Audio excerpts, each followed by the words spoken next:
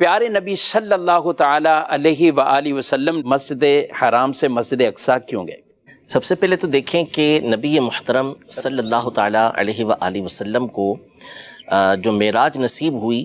اور اس کے لیے قرآن میں دو مقام پر تذکرہ کیا گیا، ایک سورۃ الاسراء جس کو سورہ بنی اسرائیل بھی کہتے ہیں، اور دوسرا سورہ والنجم کے اندر۔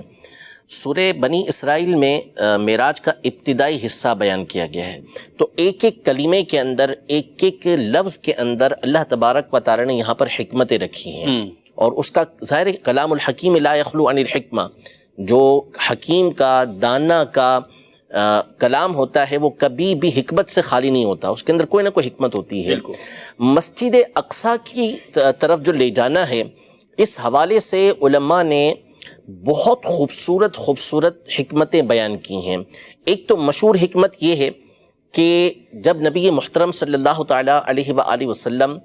آسمانوں پر تشریف لے کر گئے، آپ نے جنت کو دیکھا، دوزخ میں قدم رکھا، اس کی بھی ایک وجہ ہے کیوں قدم رکھا، اور آپ عرش الہی پر گئے، اللہ تعالیٰ کا دیدار کیا، آسمانوں میں آپ کی انبیاء سے ملاقات ہوئی۔ اب جب آپ زمین پر تشریف لانے تھے، زمین کو جب آپ نے مشرف فرمانا تھا آ کر، تو جب آپ کی، اور یہ انڈرسٹوڈ تھا کہ آپ نے کفار کے سامنے جب اس بات کو بیان کرنا ہے تو انہوں نے استہزاء کرنا ہے، انہوں نے مذاق اڑانا ہے، انہوں نے توہین کرنی ہے،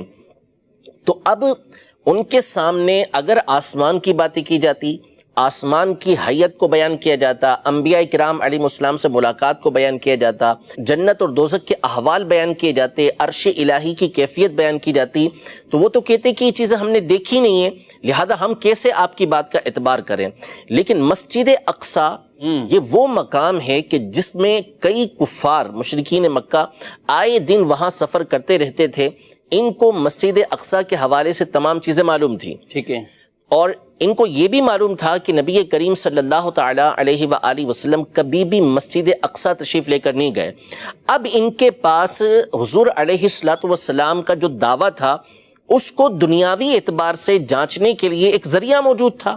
کہ وہ پوچھ لیتے حضور علیہ السلام سے کہ آپ مسجد اقصیٰ کی جو حیت ہے، مسجد اقصیٰ کی جو بناوٹ ہے، وہ کس طرح کی بنی ہوئی ہے۔ تو نبی کریم صلی اللہ تعالیٰ علیہ وآلہ وسلم سے جب انہوں نے سوال کیا تو آپ علیہ السلام نے اللہ تبارک و تعالیٰ کی عطا سے ایک ایک چیز مسجد اقصیٰ کی ان کے سامنے بیان کر دی۔ کمال ہے۔ اب یہ بات بالکل واضح ہو گئی کہ حضور اکرم صلی اللہ علیہ وسلم کو رات کے مختصر حصے میں اللہ تبارک و تعالیٰ مسجد اقصیٰ تک لے گیا، مسجد حرام سے، تو جو رب تبارک و تعالیٰ اس بات پر قادر ہے کہ رات کے ایک مختصر حصے میں مسجد حرام سے مسجد اقصیٰ لے جائے، وہ اس بات پر بھی قادر ہے کہ آسمانوں پر لے جائے،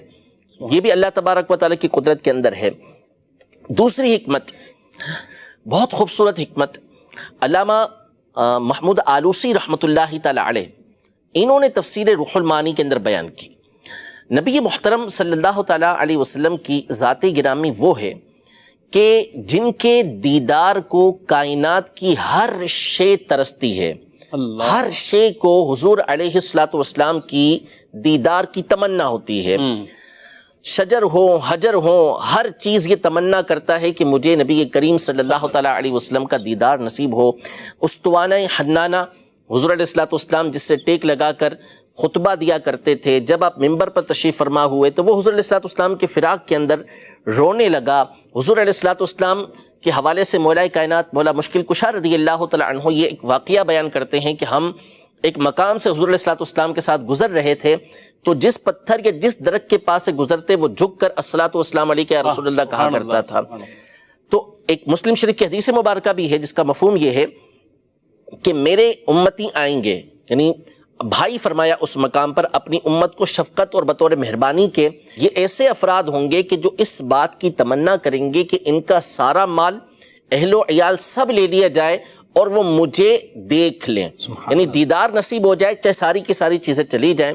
مسجد اقصیٰ چونکہ یہ ملک شام کے اندر واقع ہے، القدس کے علاقے کے اندر واقع ہے، جس کو بیت المقدس کا علاقہ بھی کہا جاتا ہے، یہاں کثیر انبیاء کرام علیہم السلام یا تو وہاں پر ہی مبعوث ہوئے، یعنی وہیں ان کی بعثت ہوئی، یا بہت سے وہاں پیدا ہوئے اور بہت سو کی ہجرت وہاں پر ہوئی۔ تو مسجد اقصیٰ کو یہ سعادت حاصل ہے کہ اس نے کئی انبیاء کرام علیہم السلام کی زیارت کا شرف پایا ہے۔ کیا بات ہے۔ علامہ آلوسی رحمۃ اللہ تعالی لکھتے ہیں کہ مسجد اقصیٰ کے ستونوں نے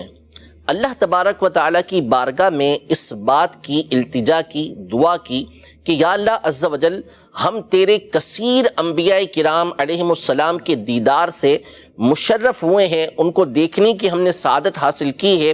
اب سید الانبیاء علیہم الصلاۃ والسلام یہ مبعوث ہوئے ہیں، ان کی زیارت ہم نے نہیں کی۔ علامہ آلوسی فرماتے ہیں کہ اللہ تعالیٰ نے ان کی دعا کو قبول کیا اور نبی کریم صلی اللہ علیہ وسلم آسمانوں پر جانے سے پہلے مسجد اقصیٰ میں تشریف لے کر آئے۔ سبحان اللہ۔ اسی طرح ملک شام جو ہے، آج تو ہمارے یہاں ایک مخصوص جو ملک ہے جس کو سیریا بھی کہتے ہیں، یہ ملک شام کہلاتا ہے، لیکن نبی کریم صلی اللہ تعالیٰ علیہ وآلہ وسلم کے زمانے اقدس میں جو ملک شام تھا وہ بڑا وسیع تھا۔ اس میں جو آج کا فلسطین ہے وہ بھی شامل تھا، آج کا جو اردن ہے جس کو جارڈن بھی کہتے ہیں یہ بھی اس کے اندر شامل تھا، اسی طرح آج کا جو ملک لبنان ہے وہ بھی اس کے اندر شامل تھا، اسی طرح جو ملک شام ہے یہ بھی شامل تھا، اور اسی طرح ترکی اور مصر کے بعض علاقے اس کے اندر شامل تھے۔ تو یہ سارا کا سارا ملک شام کہلاتا تھا، اور اس میں سب سے بابرکت جو علاقہ ہے وہ بیت المقدس والا علاقہ ہے۔ نبی محترم صلی اللہ تعالیٰ علیہ وآلہ وسلم نے ایک حدیث پاک میں جو میدان قیامت کا قیام فرمایا کہ میدان قیامت کہاں پر ہوگا، تو وہ ملک شام یعنی بیت المقدس کی جو زمین ہے اس مقام پر آپ نے فرمایا کہ یہاں میدان محشر قائم ہوگا۔ اور نبی کریم صلی اللہ تعالیٰ علیہ وآلہ وسلم کی جو اپنی امت کے ساتھ محبت ہے، آپ علیہ الصلوۃ والسلام اپنی امت پر جو شفیق و مہربان ہیں وہ تو بے مثل و بے مثال ہے۔ بالمؤمنین رؤوف الرحیم، مومنوں پر تو وہ کمال درجے کے مہربان ہیں۔ جہنم کے اندر یعنی جب حضور علیہ الصلوۃ والسلام آسمانوں پر تشریف لے گئے اور آپ نے جنت کا نظارہ کیا، جنت کی نعمتوں کو دیکھا، تو یہ تو سمجھ آتا ہے جی جی کہ اللہ تعالیٰ نے جنت کی نعمتیں دکھائیں، وہ مقامات دکھائے جو آپ کی امت کو ملیں گے، خود آپ علیہ الصلوۃ والسلام کا مقام، یہ ساری چیزیں آپ کو دکھائی گئیں، یہ ایک بات ہے۔ لیکن حضور علیہ الصلوۃ والسلام کے حوالے سے یہ بھی کہا گیا کہ آپ علیہ الصلوۃ والسلام نے جہنم کے اندر بھی قدم رکھا، تو اس کی کیا وجہ ہے؟ تو اس کی وجہ بعض علماء کرام نے یہ بیان فرمائی کہ نبی کریم صلی اللہ تعالیٰ علیہ وآلہ وسلم کی متواتر احادیث طیبہ سے یہ بات ثابت ہے کہ آپ کے کچھ نہ کچھ امتی یہ جہنم کے اندر جائیں گے، اپنے گناہوں کی سزا بھگتیں گے اور پھر اس کے بعد جہنم سے نکالے جائیں گے، یہ ایک یقینی اور قطعی بات ہے، ایسا ہوگا، ٹھیک ہے۔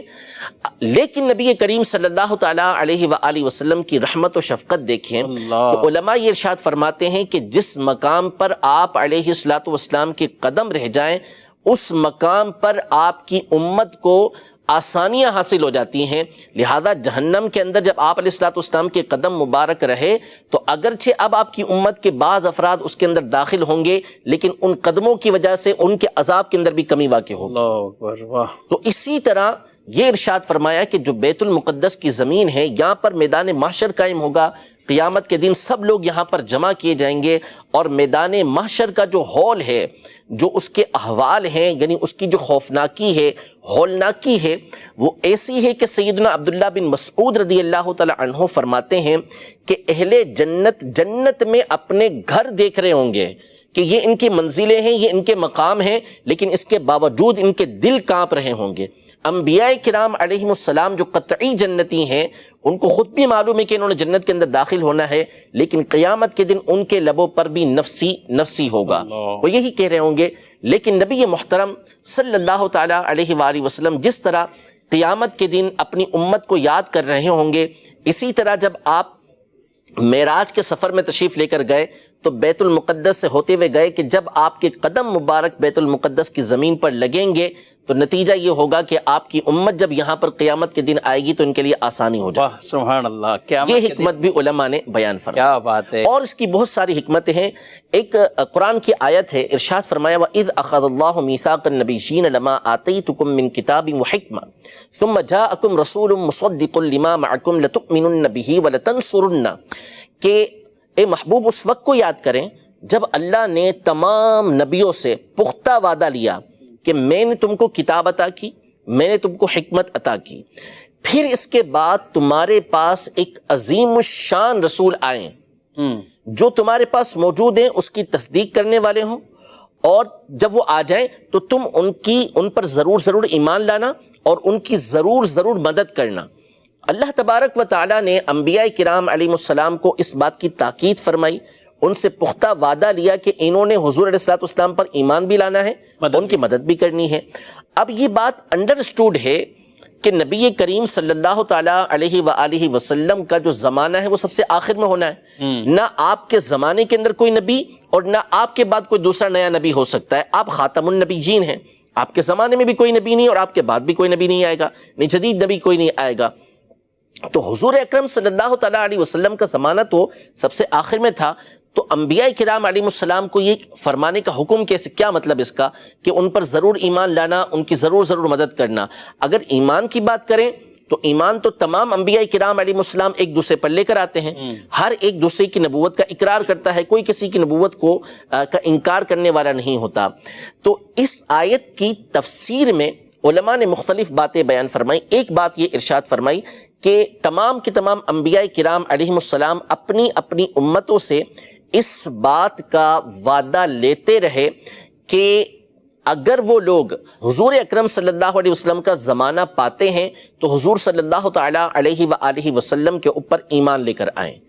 یعنی انبیاء کو حکم دیا اور تبعاً جو ہے ان کی امت کو بھی اس کا حکم تھا۔ اور بعض علماء نے بڑی خوبصورت بات بیان فرمائی کہ نبی رحمت صلی اللہ تعالیٰ علیہ وآلہ وسلم جب مسجد اقصیٰ تشریف لے کر گئے تو وہاں تمام کے تمام انبیاء کرام علیہ السلام یہ جمع تھے۔ اب حضور علیہ الصلوۃ والسلام بھی موجود ہیں، دیگر انبیاء کرام علیہ السلام بھی موجود ہیں، تو نتیجہ کیا نکلا کہ سارے کے سارے انبیاء کرام علیہ السلام میں سے بڑے بڑے انبیاء کرام، مشہور و معروف انبیاء کرام، وہ کھڑے ہوئے، اپنی اپنی فضیلتیں جو اللہ نے ان کو عطا کی تھی بطور تحدیث نعمت بیان کی۔ آخر میں نبی کریم صلی اللہ علیہ وسلم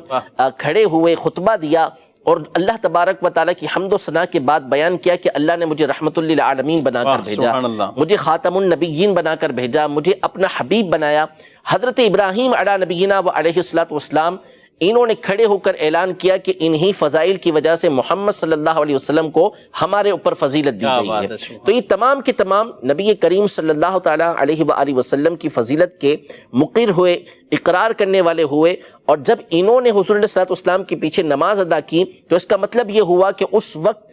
جس نبی کے امتی موجود تھے ان پر لازم ہوا کہ وہ نبی کریم صلی اللہ تعالیٰ علیہ وآلہ وسلم پر ایمان لے کر آئیں۔ سبحان اللہ، سبحان اللہ۔ تو اس طرح کی حکمتیں بہت ساری ہیں۔